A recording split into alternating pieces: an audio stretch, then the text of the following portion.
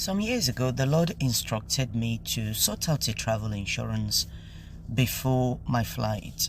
I got very busy with lots of things that I had to do, and the Lord reminded me several times within the 24 hours before the flight that I hadn't sorted that insurance out. Just before we left for the airport, the Lord reminded me again, and I said, okay, once we're in the car going to the airport, I will sort it out. I ended up checking in for this flight. I ended up boarding the flight without sorting out an insurance. And you know what? About 10 minutes after takeoff time, when they announced that the flight was delayed, that was when I realized the fact that, look, I had missed a very crucial instruction. What happened on that journey was just unbelievable. We were hopping from one plane to the other. There was sequence of delays. Eventually, I had to pay quite a lot of money for us to complete that journey.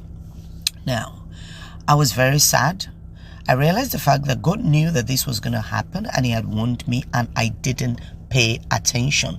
God knew what was going to happen, and He was trying to save me from a heartache because I needed to claim money from the travel company. Now, many of us, God has warned us about issues and we end up going headlong into them. And after that, we'll be asking for God to intervene. One crucial thing we forget is to obtain mercy. When I realized what I had done, I went back to God because I started writing the airline, asking for them to refund my money, but they were speaking English to me. They were not willing to. They were quoting rules, and the rules they were quoting were the right rules. They were right.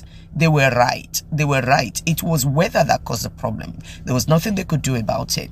Men and brethren, I took my case back to God, and I obtained mercy for disobedience.